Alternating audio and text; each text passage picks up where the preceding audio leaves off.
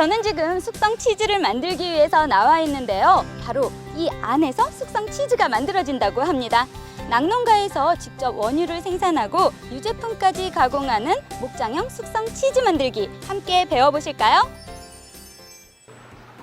박사님 안녕하세요. 안녕하세요. 네, 제가 오늘 몸에 좋은 숙성 치즈가 만들어지는 곳이 이곳이라고 해서 박사님을 예, 찾아왔는데요. 오늘은 어떤 치즈를 만들어 볼까요? 최근에 이제 자연 치즈 소비가 굉장히 많이 늘고 있는데요.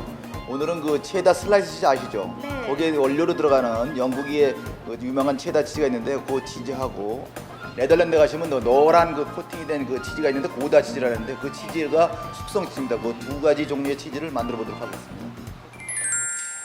박사님, 숙성 치즈를 만들기 위해서 그렇다면 제일 먼저 해야 할 일은 무엇인가요? 우리가 농장으로부터 원주를 가져왔는데 제일 먼저 할 일은 살균을 하는 일입니다. 살균하는 목적은 가축으로부터 사람에게 질병을 일으킬 수 있는 병균을 제거하기 위해서입니다. 살균하는 방법은 소규모로 할 경우는 63 내지 65도에서 30분간 살균하는 저온 장시간 살균법과 살균 장비가 있을 경우는 75도에서 15초 동안 하는 고온 단시간 살균을 하면 되겠습니다. 네, 치즈를 만들기 위해서는 살균 작업부터 제일 먼저 해야 하네요. 예, 그렇습니다. 그렇다면 그 다음 작업은 어떤 과정인가요? 치즈를 만드는데 이제 스타터라고 하는 유산균을 넣게 되는데 그 유산균이 잘 자랄 수 있는 온도까지 냉각시키는 일이 중요합니다. 냉각 작업은 유산균 스타터를 접종하기 좋은 31 내지 32도로 냉각시키면 됩니다. 박사님, 예. 바로 이곳에서 스타터를 접종하는 건가요? 네, 잘 알고 계시네요. 유산균 스타터를 접종한 후에는 유산균이 잘 자랄 수 있도록 30분 내지 60분간 가만히 두면 됩니다.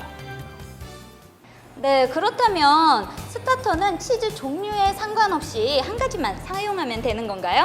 아닙니다. 접종하는 스타터 유산균은 만들고자 하는 치즈 종류별로 다 다릅니다.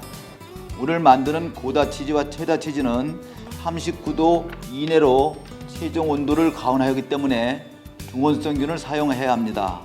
그래서 치즈 종류별로 알맞은 유산균 스타터를 사용해야 합니다. 박사님, 그런데요. 네. 제가 알기로는 치즈를 만들 때 우유, 응고제, 렌넷을 넣어야 된다고 알고 있거든요. 언제 넣어야 하나요? 네, 지금 넣으면 됩니다. 말씀하신 대로 렌넷은 우유를 응고시키기 위해서 넣습니다. 넣는 양은 우유 100리터에 액생 렌넷을 20 내지 22ml 정도인데요. 이때 렌넷은 소량이기 때문에 5배 내지 10배의 깨끗한 물로 희석해서 넣는 것이 좋습니다.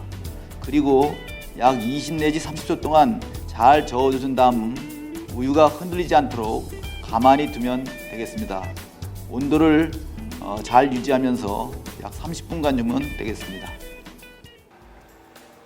와, 우유가 이렇게 엉켰네요. 점점 치즈가 되어가고 있는 것 같은데요. 이제부터는 어떤 걸 하면 되나요?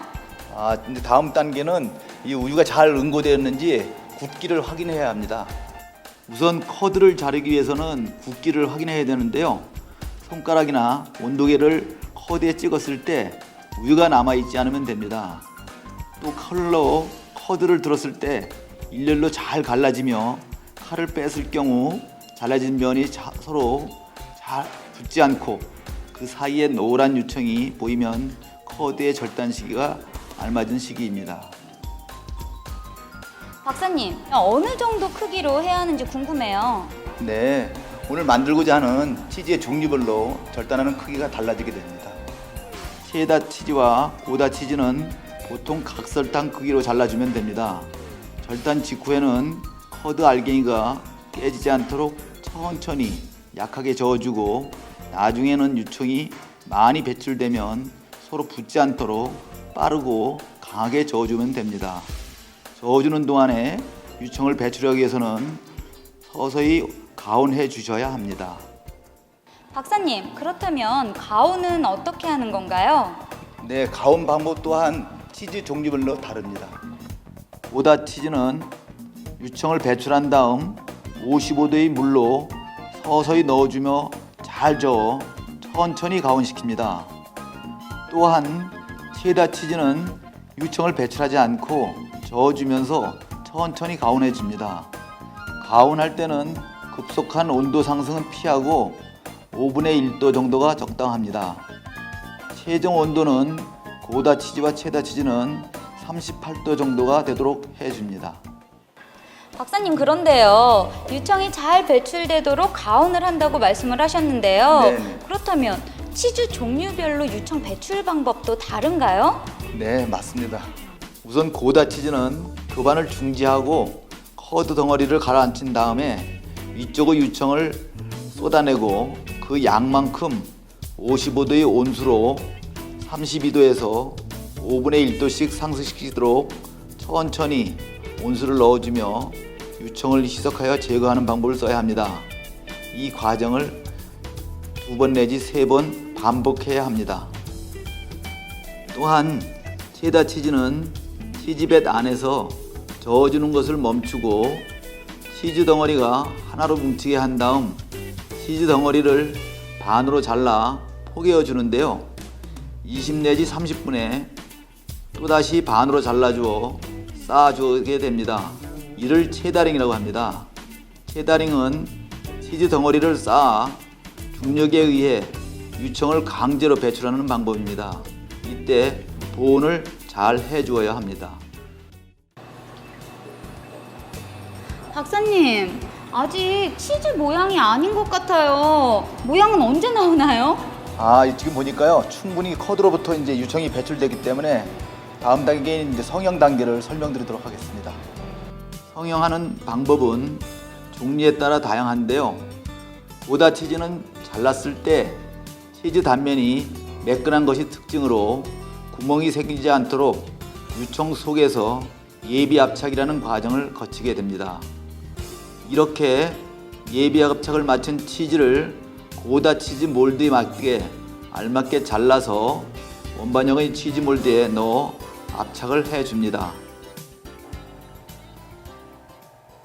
와, 박사님, 이 체다 치즈는요, 가염을 커드를 자를 때 한다고 하셨잖아요. 네네. 그렇다면 고다 치즈는 가염을 언제 해야 하나요?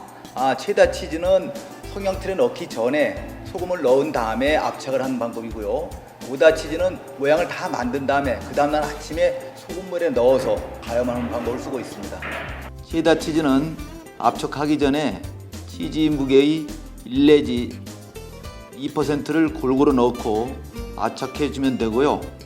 고다 치즈는 성형 압착을 한 다음 치즈의 무게에 맞춰 23%의 소금물인 포화식염수에 넣어 가끔 뒤집어주면서 가염을 해야 합니다.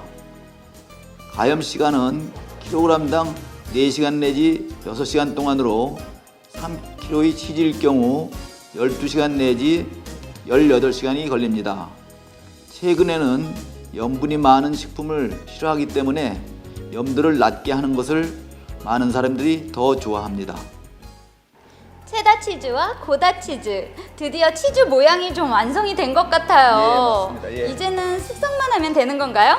지금까지 보면 체다 치즈하고 고다 치즈 만드는 방법이 다 달랐잖아요. 네. 마찬가지로 숙성 방법도 또 달라게 됩니다. 숙성실은 13 내지 15도씨 내외와 습도가 85 내지 95%인 숙성실에서 체다 치즈와 고다 치즈는 4 내지 6개월 정도 숙성시킵니다.